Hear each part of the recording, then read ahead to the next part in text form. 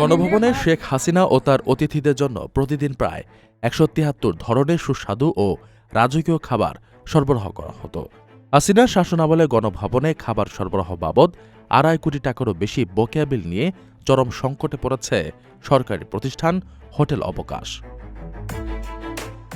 ক্ষমতাচ্যুত সরকারের আমলে এই বিশাল দেনার দায় বর্তমান অন্তর্বর্তী সরকার নিতে না চাওয়ায় বাংলাদেশ পর্যটন কর্পোরেশনের এই পাওনা আদায় নিয়ে অনিশ্চয়তা দেখা দিয়েছে। মূলত বিগত সরকারের সময় গণভবনে নিয়মিত রাজনৈতিক সভা সমাবেশ ও অতিরিক্ত মানুষের যাতায়াতের কারণে খাবারের এই বিপুল খরচ জমা হয়েছিল, যা ৫ আগস্ট সরকার পতনের সময় ২,৫৪,৫০,০০০ টাকায় গিয়ে ঠেকে।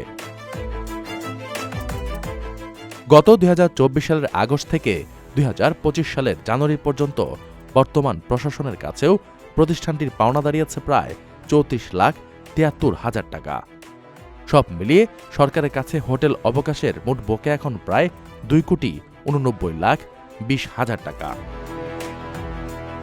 এই বিপুল পরিমাণ অর্থ আটকে থাকায় হোটেল কর্তৃপক্ষ তাদের কর্মকর্তা কর্মচারীদের বেতন ভাতা দিতে হিমশিম খাচ্ছে। কাঁচামাল সরবরাহকারীরাও পাওনা টাকা না পেয়ে নতুন করে মালামাল দিতে অস্বীকৃতি জানাচ্ছে, যা বর্তমান প্রশাসনের খাদ্য সরবরাহ ব্যবস্থাকে ঝুঁকির মুখে ফেলেছে।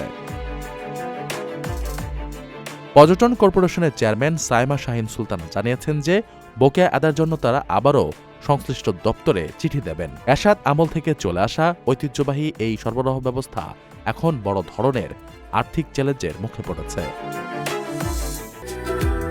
৬ ফেব্রুয়ারি প্রবাসী সিটি সাইট অফিসে আয়োজন করা হয়েছে ইনভেস্টর্স ফেয়ার ২০২৬। ভিডিও কলে মিলবে ফ্রি ওমরা সুযোগ সহ অবিশ্বাস্য সব উপহার। দিনব্যাপী এই আয়োজনে শিশুদের জন্য থাকবে আনলিমিটেড ফান রাইড, আর বড়দের জন্য মনোরম নৌকা ভ্রমণ ও কলাপাতায় পরিবেশিত লাঞ্চ। মাত্র ১০,০০০ টাকায় বুকিং।